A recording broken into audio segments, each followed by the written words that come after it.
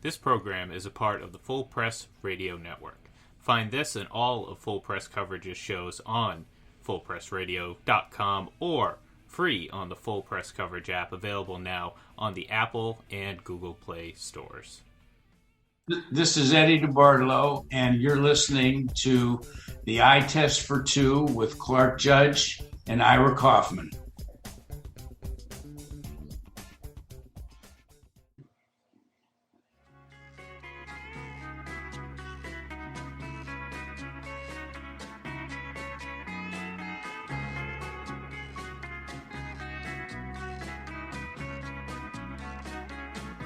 Well, welcome to a special edition of the Eye Test for Two. I'm Clark Judge.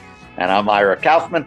And we are, of course, both Hall of Fame voters who are joined today, as always, by our Hall of Fame producer, Ian Glendon. And we called this special session today to acknowledge the passing of former coach and player, Marty Schottenheimer, who died this week at the age of 77. Now, I got to know Marty when he was with the Kansas City Chiefs as a head coach, which means I got to know today's guest there too. And that's Bob Moore, who spent 40 plus years with the Chiefs organization, first as its PR director and now, and I think for the last 10 years, as its historian. And Bob has been gracious enough to join us today. And Bob's a longtime friend of my wife's and my family. And Bob, I thank you so much for joining us. Wish we're on a different occasion, but I want to thank you for joining us. Well, I'm glad to be here to at least talk about a great guy and certainly a great coach. So any opportunity I can to speak about Marty Schottenheimer, I'm only too glad to do it.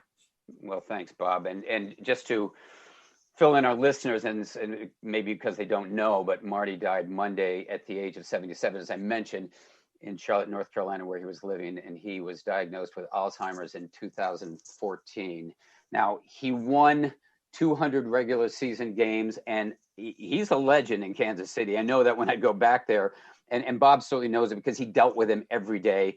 If you wanted to get to Marty, you had to go through Bob. And Bob, I guess the first thing I'd ask you is, when you hear that name, Marty Schottenheimer, what first comes to mind? Is it a memory, a game, a conversation? What first comes to your mind? I think it's every single day you dealt with him. You know, the thing that I learned from Marty was the fact that he was a very, very easy guy to speak to. He was very natural. He had a lot of leadership abilities that became apparent without having to act that way. In other words, he was a teacher. And when you talk to other players and other people who are with him, you'll certainly find that they consider him as probably one of the best coaches they've ever had. And that includes a lot of Hall of Famers who people maybe not recognize, but say someone like Harry Carson. Harry Carson will say that he doesn't make it in the NFL without Marty Schottenheimer. LaDainian Tomlinson says he's the best coach he ever had. But the most remarkable thing I think I read, and Ira would probably know the guy who said it, is Steve DeBerg. Steve DeBerg told me the other day when he was reminiscing about Marty, he said, you know, people ask me all the time, I played for Tom Landry. I played for Dan Reeves. I played for Bill Walsh. I played for Don Shula. I played for all these guys, Marty Schottenheimer. Who was the best coach I ever played for? Marty Schottenheimer is what he said. Because Marty Schottenheimer knew the entire game and he could coach it from every position. And that's a heck of a statement from a guy who probably played for some of the greatest all-time Hall of Fame coaches in NFL history. Bob, what's your favorite Marty Schottenheimer story? I don't have a favorite story because every day I always remember the things that Marty would say, and everybody says, hey, here's the gleam and everything. Marty, the best thing what Marty ever did was he would always say the best kind of ability is availability, that you had to be able to play. You had to be able to contribute. And that's certainly the one. The other thing that I most respect about Marty was the fact that he never, ever made excuses for his playoff record. Never did. He says, it is what it is.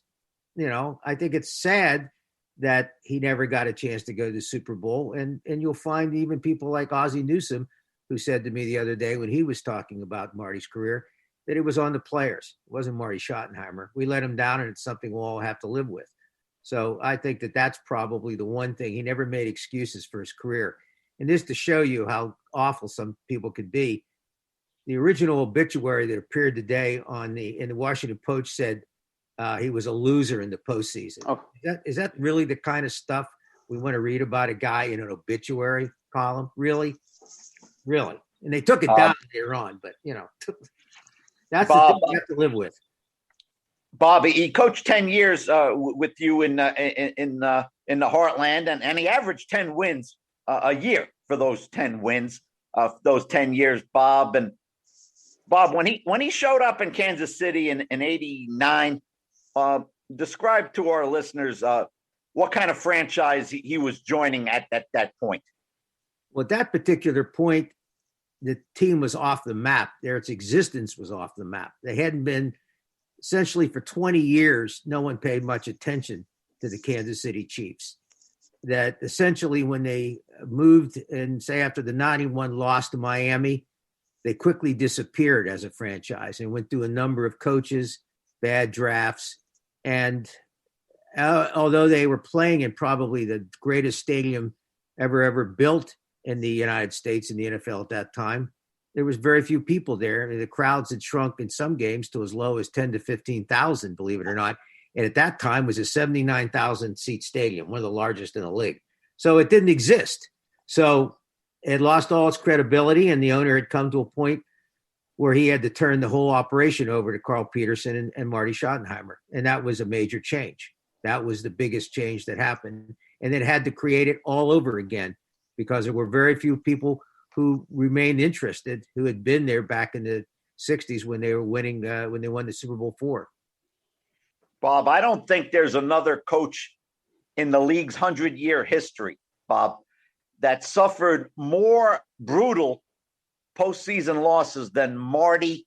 And Bob, before he even got to Kansas City, of course, he had the drive and the fumble back to back. And then, Bob, I follow the Chiefs very closely, and he had that loss to Marino when he threw that pass.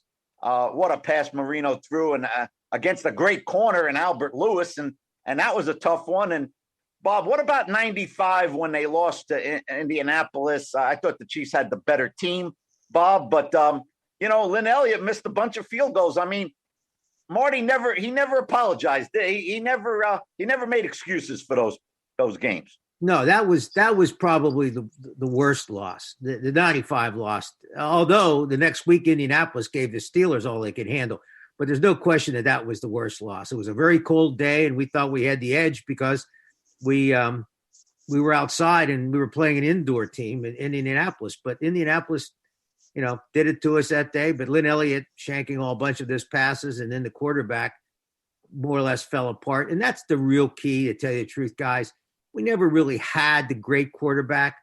We'd go through maybe 7 or 8 quarterbacks, maybe more than that when I was there. You never had that guy. So when people ask me what's the difference, it's the quarterback. We had good quarterbacks. We had Joe, who took us the furthest at that point, but he was in the waning years of his career, so it wasn't going to last very long. And then we just went through others. Just some years we went through 5 and 6 guys. And that was the same thing that happened. Actually, I think in '88 in Cleveland, he went through 5 different quarterbacks. I think he had Gary Danielson at the end. I'm not sure, but I think that's what it was. Now, when people say, "Well, you lost to Miami in '91," the Chiefs did. Well, Miami, the team they lost to, the Miami Dolphins in '91, was a great team. The '97 team, Denver, that was a great team. They went on to win a couple of Super Bowls. So I'm not going to say that those were upsets. And there were things in that '97 game and some calls near the end of the game, which I think we could have won. So, yeah, there were circumstances that came up, and it always seemed to. And then, of course, the one in San Diego, which was a heartbreaker to say the least. It was a lot of hard luck, but we didn't have in Kansas City the great quarterback, the Patrick Mahomes that they've now seen now. If he had Patrick Mahomes, I think things could have been a lot different. Well, Bob, a lot of people, when they think about Marty Schottenheimer, they think about Marty Ball. And maybe some of our listeners don't know what that means. Could you explain it to them what Marty Ball means? Marty Ball was run the ball and play great defense. Run the ball and play great defense, especially when you get into the colder months of the year.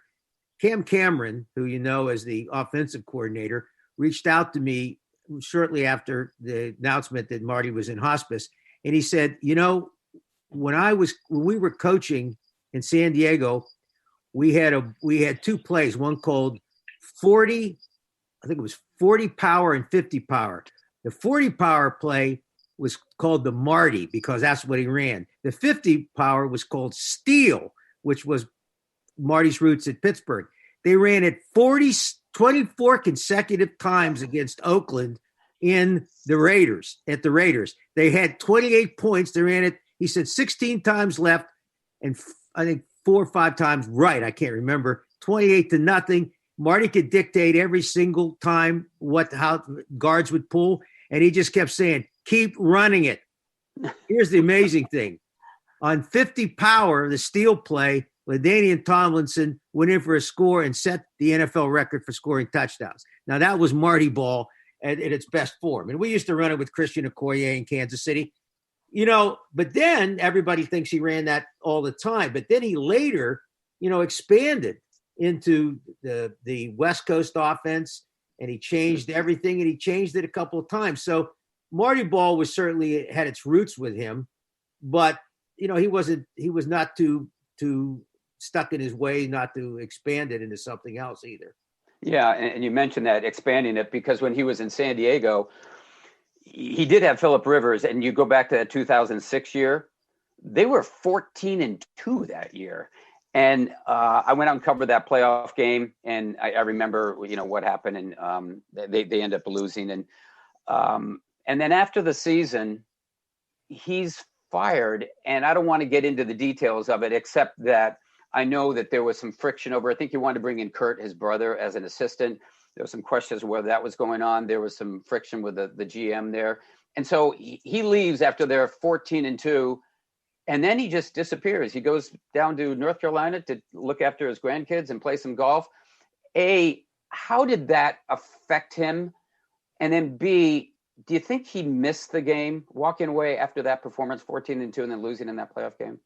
I know he missed the game because he told me later on that he wished he hadn't left Kansas City. That was something he said that he regretted, was leaving Kansas City so soon at that particular point. He still had coaching in him because he had the 1 year in Washington, which he said may have been the best coaching job he ever had. I think he won like the last 6 or 7 games in a franchise. But at that particular point, he and Dan Snyder had differences of opinion, not to the extent that existed, I don't think, in San Diego. And I'm not privy to all the San Diego talk, but I know that that he and Dan didn't part as enemies. I think the fact that they both wanted something that they had different opinions on was the case there. And at that point that he did. He missed coaching. There's no question. That's why he went to that strange Virginia Destroyers in that league that existed for seems to be about a couple of months. But that's right. He did go to them and did that. I mean, that was almost like almost something like a, semi-pro almost, but they had players and they paid them. So, it's funny when you mentioned that Washington year, that 1 year, I think they started out 3-8 and he won his last 5 games. That's my recollection. They won their last 5 games with Tony Banks as their quarterback. Yep. They won a bunch at the end with Tony Banks. And once again, he was back in a situation with the quarterback issue, what I mean? That is the thing. It's really interesting. Everybody always thinks, well, all you need to do is want to get a quarterback. Well, if that was so easy, we know what's happened in Denver. It's not so easy. One day, your quarterback's going to age, guys, and he's going to go away. Are you going to be able to get the same guy like that? Maybe San Diego has found a way this year, but generally it doesn't happen that way.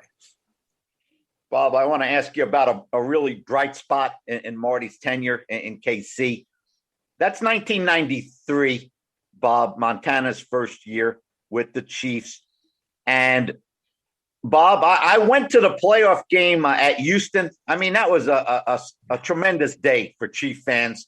Houston, I believe, was heavily favored. Bob, I think they had won 11 games in a row. And they beat the Chiefs 30-0. In week 2, I don't think Montana played that week. He didn't. But not a lot of people, Bob, maybe except you and Marty and the players, thought you could beat Houston in Houston. And that was a fantastic game for the Chiefs. And, the next week they lost to a great Buffalo team. But that was a real highlight, Bob.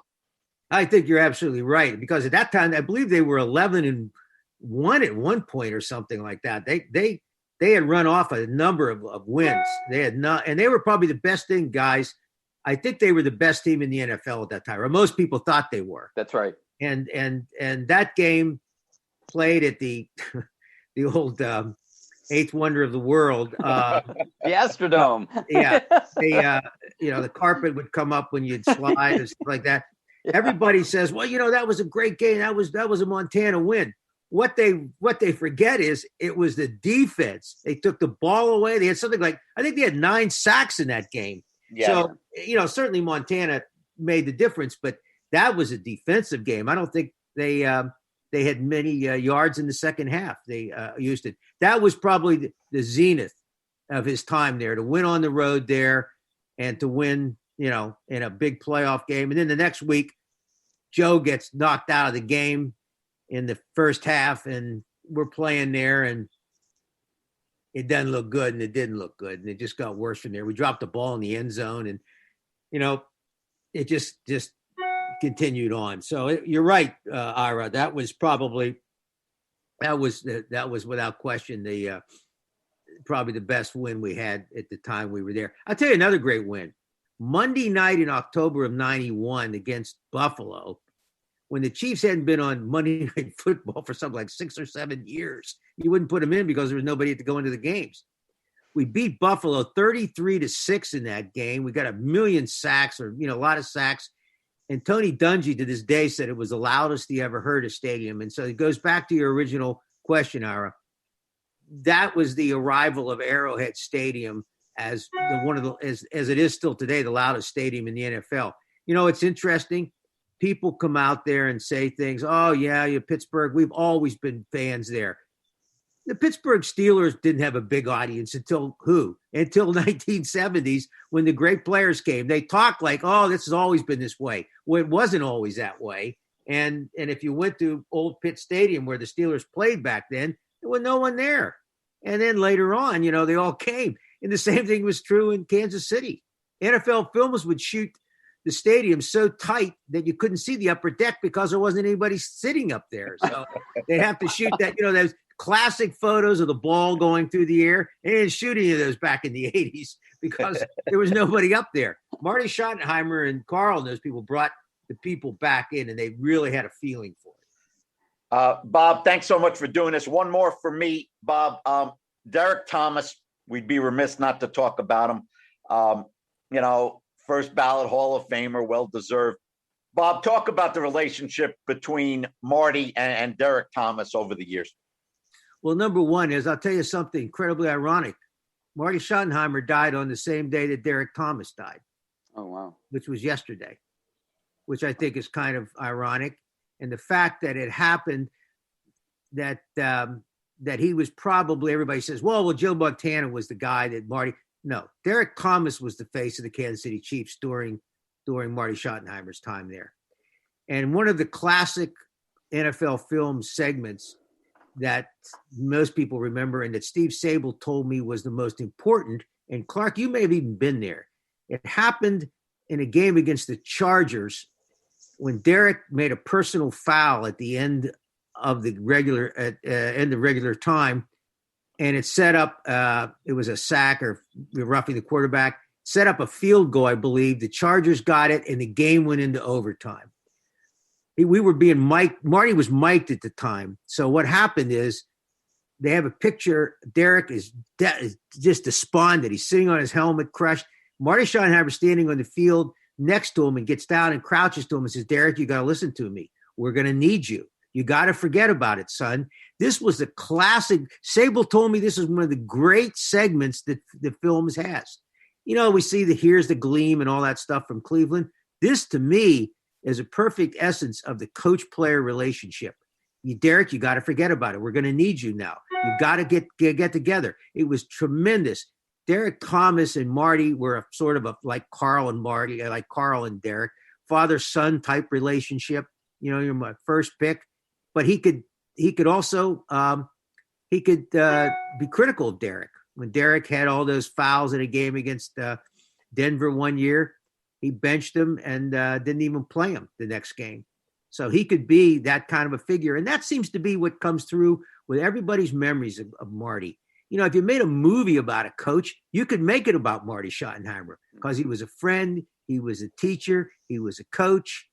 And those are things that I think most people have in their mind of what a coach is. And you guys are in the Hall of Fame committee, and I know Marty will probably unlikely ever get much of a shot. But you kind of wonder sometimes whether maybe guys like Marty Schottenheimer, when he encompasses so much of what coaching is all about and teaching, you know, maybe you should look at those things too. You know, I don't know. I'm not going to get involved in it, but I seem to. I agree with you, Bob, because I have the same question with Don Coryell. I mean, that's my point with Don Coryell. It's about more than just Super Bowls and playoff records, and yet so far we've made no inroads with either of those guys. So, but I agree with you. We're speaking with Bob Moore, who's been with the Kansas City Chiefs for 40 plus years and was very close with Marty Schottenheimer when he was there. And Bob, I've got a couple last ones for you. You knew him as well as anyone, I would think, within that organization because you were dealing with him every day. And I'm not talking about on the coaching staff. I just mean within the organization. What were the things that he loved and what were the things he really didn't like, either as a person or as a head coach? He didn't like the Raiders. I can tell you that. Join the club, right? He didn't like the Raiders, and he would always say, one day I'll tell you why I don't like the Raiders when I retire. Well, he never got around to saying it, but I do know that was the one thing he didn't like. And we liked playing the Raiders for that reason because he thought he could always beat them. And this was the Raiders of the past. It may not have anything to do with the Raiders of today. I don't want to say that it did. But I think the most things that he really appreciated the most was the teaching element of the game. That's what he really liked to do. And he told me he had learned that from his short time when he was with the Steelers right before his career ended and they cut him. He said that Chuck Noll, that's what he liked. He enjoyed teaching to positions. And I think that that's what he did. He liked the relationships. He really fit in as a head coach. And almost immediately after he was replaced Sam Ratigliano in Cleveland, a couple of the staff members told me he stepped right into the coaching role the next moment and got everybody together and almost seemed to take to it naturally. It was almost like a military commander who's waited for his opportunity and did it. So teaching and coaching and his relationships, it was always Marty. You didn't have to call him coach and anything like that if you didn't want to. You could call him Marty. He was just a regular person who had a lot of kindness. And if you failed, you just went on to the next play, one play at a time. That was the way he lived his life. And lastly, what do you think his legacy will be? How is he going to be remembered? Probably as one of the best coaches in the National Football League by the people who played for him. They will know where others will not, because the others will just take a look at the record and say, you know, it'll be, and this is sad in a way, well, you know, I wish he could have won a Super Bowl. I wish he could, because he was a great coach and a great teacher and a great leader. And some of those things will get lost, but it won't be lost. It won't be lost on the players who played for him. It won't be lost on the people who worked with him. That'll be the key. And maybe in the end, that's all you really want anyway. And that just having those people respect you and think of you rather than worry about whether some obit writer puts down, you know, loses in playoff games. Maybe that's the only thing that matters. Maybe that's really it in the end. Yeah, and I know being around him with the Chargers and then the Chiefs when you were there, he had that respect. I mean, and he had it with the people who were there. Yeah. It was. He's missed, and he'll be the best coach I worked for. And really, for some good coaches. I mean, Jim Moore I liked, and I liked Dick Vermeil. They were good coaches because they were head coaches, and you know them when you get them. You know, you can hire all the coordinators you want and think they're going to be good coaches. But there's no guarantees. You don't know who the next if we knew who all the new great coaches were going to be, our owners would hire them, and you just don't know. Bob, I said one last one, but you opened the door there. I am going to say this is one last one. If you liked him the best, he was the one you liked the most. What was it about him that made him so likable, the most likable coach for you? Because he talked to you, whether you were the highest guy on the roster or the lowest guy on the roster. He was kind. I got a call from a cleaning lady from the facility where he was at. And we all know how horrible Alzheimer's can be. And it can make certain people mean. Even at his worst, Marty Schottenheimer, she said, was a kind and sweet person. And she didn't even know who he was. But she knew that if he had all his faculties, how kind he would have been to me. And he always talked to her nicely. And, this is the kind of guy he was. Even in the worst physical condition he was still kind and sweet to everybody. He never, ever talked. And I worked for some people who were horrible people, who were mean and arrogant and didn't have anything like a resume that he had. And he was good to everybody in the building. There was no separation between the football side and the business office side. None at all. Everybody was the same. Bob Moore, I know how busy you are today. Thank you so much for the time, and thanks for sharing your memories of Marty. Guys, always like talking to you and Ira. Good to see you, Ira. Good to see you, Clark. Anytime, you know that, especially about a guy like Marty. Thanks a lot, fellas. Thank you, Bob. Thanks, Bob. That was Kansas City Chiefs historian Bob Moore. And Ira, let me ask you, how are you going to remember Marty Schottenheimer? I'm going to remember him as a traditionalist, a guy who respected the game.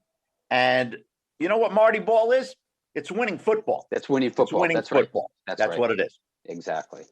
Well, that's going to do it for today. But we're going to be back this week. Boy, it's been a busy week, guys. We're going to be back this week again. Yeah, with another guest, yet another one. This time, it's 2021 Hall of Fame member Drew Pearson is going to join us. So tune in for that. In the meantime, Ira, tell them where they can meet you and find you at Twitter.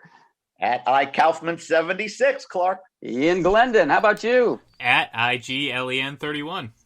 And I can be found at Clark Judge, at T-O, Clark Judge, T-O-F. Wow, I can't even remember it. At Clark Judge, T-O-F. And Ian, you tell them where they can find the three of us. Of course, at the eye test for two, all letters, no numbers.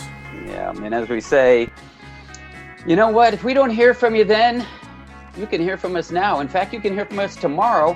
Where, Ira? Where? On the eye test for two, my friend. You are correct. Thanks so much for listening.